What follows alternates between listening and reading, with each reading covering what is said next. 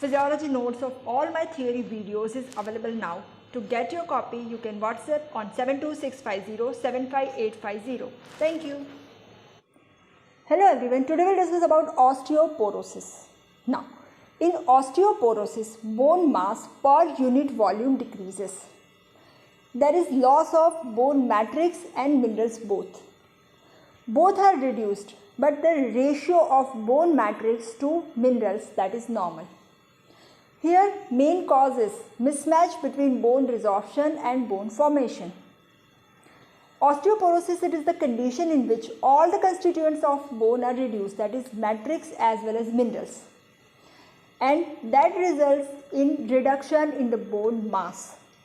Here, composition of the bone matrix remains same, but the mass is reduced, and it is due to relative excess of the osteoclastic function, that resulting in increased bone resorption and decreased bone formation. So you can say there is mismatch of the bone resorption and bone formation, and that produces porous bone. Risk factors for osteoporosis, they are genetic factor, sedentary lifestyle promote osteoporosis. Senile osteoporosis is common because there is decreased growth hormone and other growth factors, and also there is decreased protein anabolic functions with age, and that results in improper deposition of the bone matrix. Postmenopausal osteoporosis is also common because decreased estrogen increases sensitivity of the bone to the parathyroid hormone, and estrogen prevents osteoporosis by inhibiting the effects of cytokines interleukin 1, interleukin 6 and tumor necrosis factor. Smoking and alcohol increases osteoporosis. Prolonged physical immobilization because of fracture or any other kind of injury increases osteoporosis. Prolonged medication, commonly steroid therapy, increases osteoporosis. Weightlessness in the space, that also increases osteoporosis because for a long period of time when the body is exposed to weightlessness, there is reduction in the bone mass, and this is the reason why post-flight exercise schedules they are given for the astronauts. Endocrine disorders like Cushing syndrome, there is large amount of glucocorticoids which are secreted, and that results in decreased deposition of the protein throughout the body and bones, and it increases catabolism of protein and depressing osteoblastic activity. Other endocrine disorders, they are hyperfunction of the adrenal cortex, hyperthyroidism, that increases osteoclastic activity. Hyperparathyroidism also increases osteoclastic activity. Chronic renal failure decreases activation of vitamin D. Lack of vitamin C, because vitamin C is required for the secretion of intracellular substance, including formation of the osteoid by the osteoblast.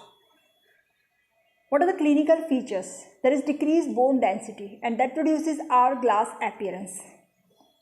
There is increased incidence of fracture, mainly fracture of radius, that is Cooley's fracture, fracture of vertebral body and hip bone, because these three bones have high content of trabecular bone, and trabecular bone is more active metabolically and it is lost more rapidly. There is kyphosis, and this kyphosis produces Widow's hump. Now, biochemical changes, there is increased urinary excretion of calcium and hydroxyproline. Management of osteoporosis, calcium and vitamin supplement is given. Weight bearing exercise, that is to prevent or slow the process of osteoporosis. Hormone replacement therapy is given, commonly estrogen.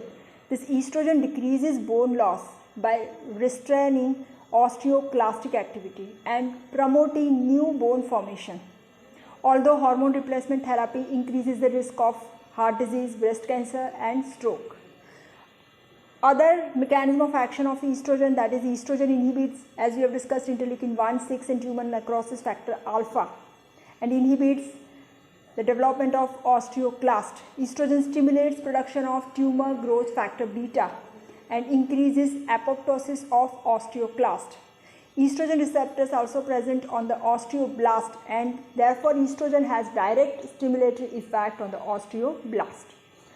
Other treatment include bisphosphonates are given. They inhibit osteoclastic activity and therefore increase mineral content of the bone when it is administered in the cyclic fashion. and fluorides stimulate osteoblast. So this is all about osteoporosis. Thank you.